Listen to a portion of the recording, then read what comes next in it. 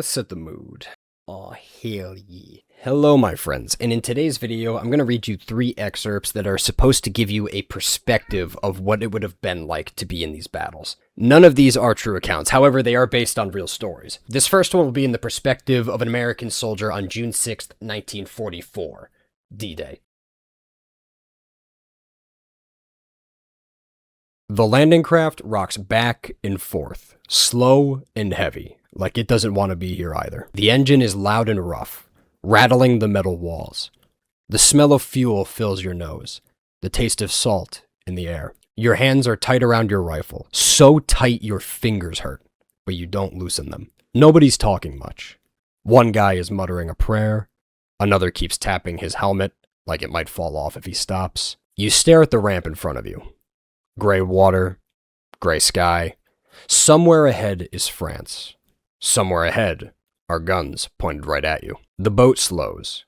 Your stomach drops.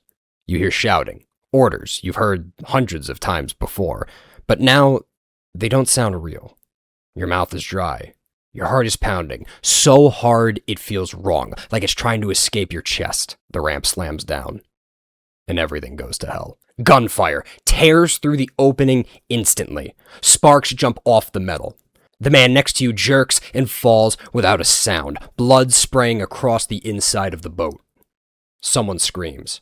Someone else stumbles forward and disappears into the water. You move because everyone else is moving. Cold water hits your boots, and it keeps rising, dragging at you like hands pulling you down. Bullets crack into the sea around you. The sound is sharp and angry. You trip and go under, swallowing salt water, choking. Then you're back up again, coughing as you force your legs forward. Bodies are everywhere. Some float, some sink, some thrash and scream until they don't. You reach the beach and dive down hard. Sand smashing into your face. The noise is non-stop. Machine guns, explosions, men yelling for medics who aren't coming. You lift your head, just enough to see guys getting cut down as they run. One steps forward and is gone, blown apart by a shell. You crawl. A wounded man grabs your sleeve, eyes wide, mouth open, begging without words. Your hands are red and slippery. You pull free and keep going. You hate yourself for it. But stopping means dying. The hill ahead looks impossible. Guns flashing from the top, firing straight down at you. You sprint when you get the chance, legs burning, heart screaming. A blast knocks you sideways, ringing your ears so badly everything sounds far away. You reach the base of the hill and press into the dirt, breathing fast and shallow. Someone yells to move. Someone yells they're hit. You don't know who's who anymore. You just know staying here isn't an option. So you run uphill. Your boots slip on dirt and blood. You fall, get back up, fall again. Smoke burns your eyes. The bunker comes into view. Low, ugly, concrete, blackened by gunfire. You charge it with a couple others, firing into the dark opening. Inside is chaos. It's loud and cramped. Smoke fills your lungs. A German soldier jumps out in front of you, and you fire without aiming. He drops hard. Another rushes you before you can think. Your rifle goes flying as you crash into each other. You're on the ground, rolling, punching, grabbing. He's shouting something you don't understand, his face twisted with panic and rage. You grab a rock from the floor, heavy and rough, and swing it with everything you have. Once and again. The third hit crushes his skull with a sound that turns your stomach. He goes limp on top of you. His eyes are open, staring past you at nothing. Pain hits your side. It's sharp, deep, and wrong. You look down to see a knife sticking out below your ribs. Blood pours out fast, soaking your uniform. You don't remember feeling the stab. You only feel it now. You stumble back outside and fall onto the sand. The noise fades in and out. The sky above looks washed out, pale behind drifting smoke. Men keep running past you, stepping over bodies, firing, yelling. The battle does not care that you are dying. You press your hands to your side. They come away red. Warm blood pools beneath you, soaking into the beach. Breathing hurts. Each breath is smaller than the last. You turn your head toward the ocean. Waves roll like nothing's wrong, washing over the dead and pulling them back again. More landing craft come in, more ramps drop, more men running into the same fire. And your vision blurs. You think of home, but it's just a feeling, not a place. Something calm, something far away. The sounds fade. The beach disappears. And then, there's nothing. If you're enjoying the video so far, consider subscribing. The support really does help. I have a shorts channel as well. You can go ahead and check that out. There's a plethora of content on there that does not make a damn lick of sense. I started the shorts when I was in college, and I wanted to switch to long form. I tried to brute force it. Wasn't working, so I made a second channel because the algorithms don't like shorts and long form conflicting. Some people can make it work. I was not. I didn't feel like fighting the algorithm anymore, so here we are. But I enjoy it. It's fun starting a new channel from scratch. And this one, it's going to be all the videos that I've always wanted to make. It's going to be a variety channel. It's going to be me doing reactions, videos like this, and a ton of others. I also have a Christmas special on the way. So thank you for taking time out of your day for watching, and let's continue with the next one. This next one is going to put you in the perspective of a gunner aboard a B-17 during the Battle of Midway.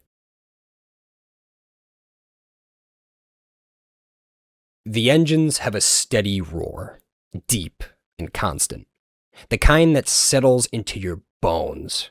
You're crouched in your gunner position, cold metal under your knees, eyes scanning the endless blue water through the glass. The sun reflects off the ocean so hard it hurts to look at.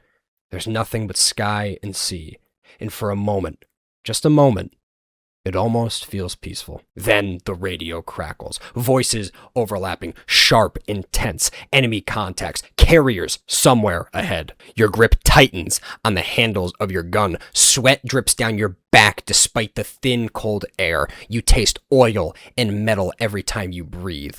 The plane shudders. A distant thump echoes through the fuselage. Flak. Black burst boom in the sky ahead like dirty clouds. The bomber rocks as an explosion goes off, close enough for you to feel. You hear metal ping and tear somewhere behind you. You keep scanning. You're trained for this. This is what you do. Another hit. This one is closer. The plane jerks hard, throwing you against the frame. The engines change pitch. One of them coughing like it's sick. The intercom fills with shouting, pilots calling out damage, co-pilot answering, navigator swearing that as his charts slide off the table. Then you hear a sound you've never heard before. A sharp crack, followed by silence on the intercom. You shout into your mic. No answer. The bomber dips suddenly, nose dropping just a little. Your stomach rises to your throat. The engines roar unevenly now, one screaming higher than the others. You unclip and climb out of your position, moving slow at first, then faster as fear takes over. The inside of the plane is chaos, smoke, loose gear, papers floating like dead birds. You reach the cockpit.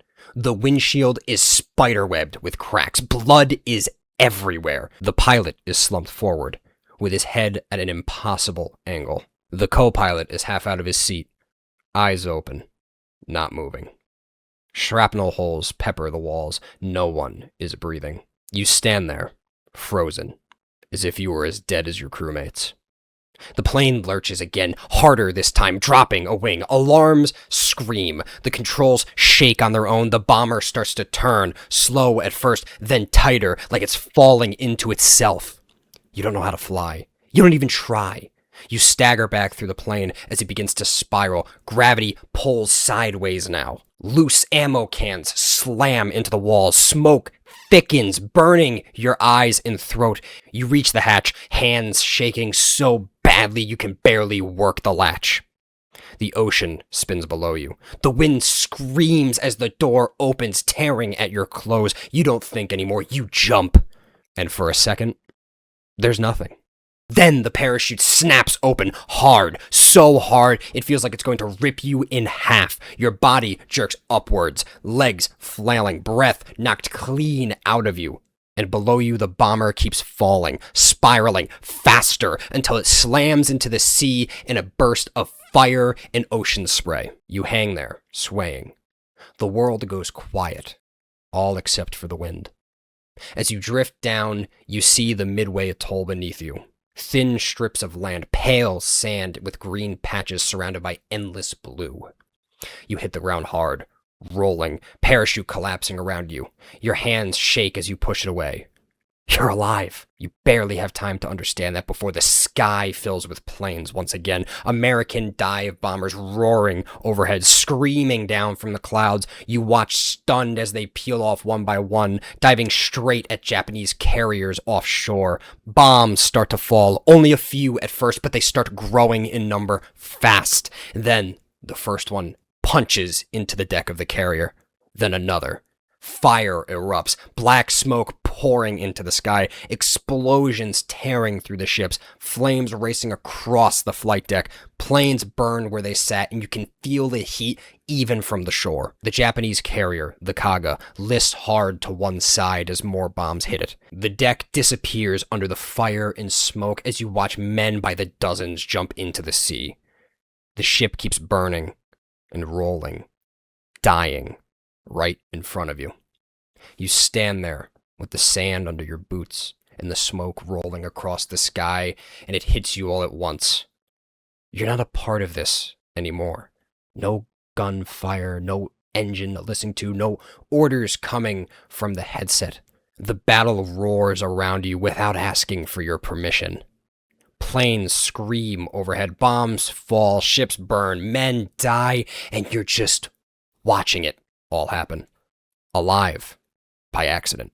You feel small, useless, like you've been pushed out of your own life and left behind to look at it from the outside. The war doesn't need you right now.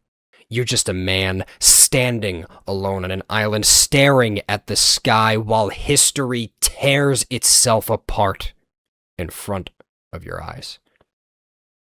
I can only imagine what that must have been like. You're in a plane, you're soaring through the skies or with many other of your brothers around you, and you feel invincible, especially in those numbers, and then you're just, next thing you know, you're on the ground, just watching it all unfold around you.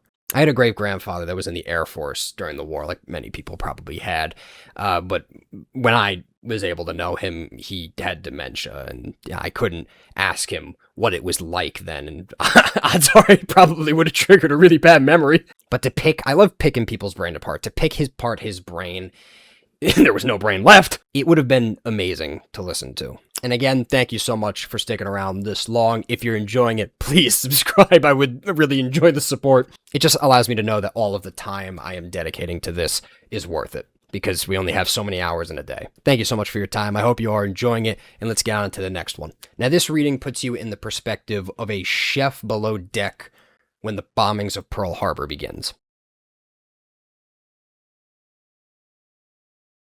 The morning starts like every other one. Hot and loud and greasy. You're sweating over the stove, cracking eggs and cursing at the heat, thinking about how the coffee just isn't really waking you up this morning. Pots clatter, someone jokes behind you, and the ship hums steady beneath your feet. A normal day floating in the middle of the Pacific. Then the world splits open, a roar so close it feels like it comes from inside your skull. The deck jumps, metal screams, a bomb punches straight through the hull and explodes in the gallery. Fire and pressure throwing you across the room as if you weigh nothing. Steam, smoke, and shattered steel. A man who was just there seconds ago just isn't anymore. There's blood on the walls and on your hands, mixed with grease and food, and you don't stop to think because thinking would freeze you in place. You run. You hit the ladders, decks, fresh air, all at once. And that's when you see it. Japanese fighters tearing across the harbor like they own the sky, wings flashing and engines screaming. They're flying low, so low you can see the red circles on their wings, the pilots' heads turning like they're having fun. Gunfire rips across ships, water exploding into white sprays, men scattering, yelling, pointing, praying. A plane slams into a ship nearby in a wall of fire and smoke. The blast punches your chest, and for a second you think it's an accident. Some poor bastard hit.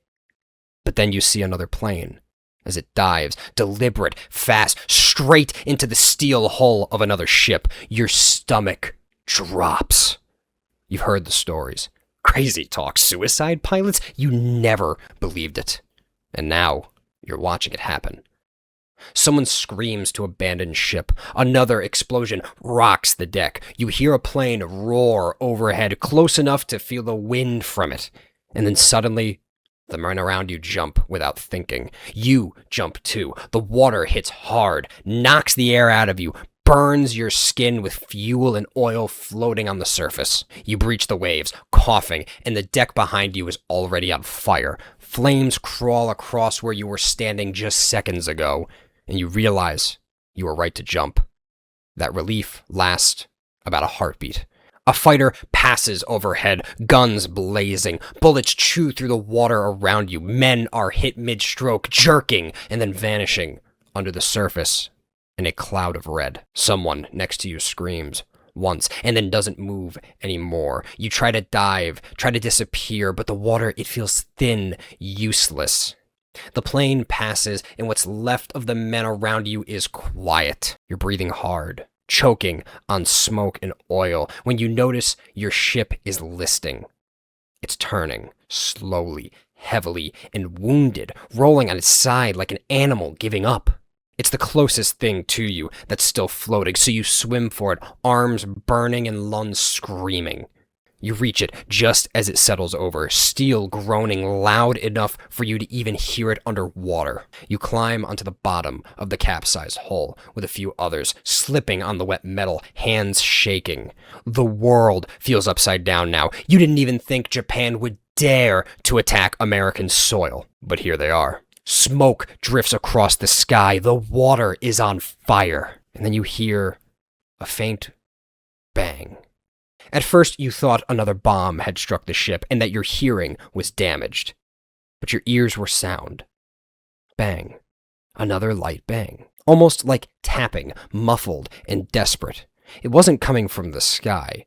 It was coming from the men trapped inside the ship, pounding on the hull from the other side. You press your palm against the steel and feel it, vibrations, frantic but alive. Someone yells to help them. Someone else cries, but there's nothing you can do. No tools, no way in. The ship keeps sinking inch by inch, dragging the sound down with it. The banging grows weaker. You sit there, soaked, shaking, watching planes circle like hawks, ships burn, men die in the water, knowing that the morning started with eggs and jokes, and that your biggest worry was that the coffee wasn't waking you up. Well, you're awake now, and you're just a witness to history. You always thought that war was supposed to mean something, that there was honor in it, rules to it, a kind of glory people talked about back home. You imagined battles where men faced each other, where courage mattered, where dying meant something. Something clean and understood. But sitting in the cold steel of that overturned ship, listening to men drowned in the dark beneath your feet, and you know that was all a lie. There is no honor in burning alive, being filled with holes, no glory in pounding on a hole while the water climbs and your lungs scream for air. No one will see their faces. No one will hear their last words, and nothing about their deaths will be brave or fair. The banging fades, one hollow thud at a time, and you realize war isn't the stories or the medals or the speeches. It's this, random, chaotic, cruel, and then silent in the end. That's all I got for this video, guys. Thank you for sticking all the way to the end. And if you did, you better fucking subscribe. If you don't, I won't hold it against you. I'll just be really sad. As if you give a fuck. But I hope you enjoyed as much as I did, because I had a lot of fun making this, so I'll probably do more. Me and Milo here. Hope to see you in the next one. Love you guys.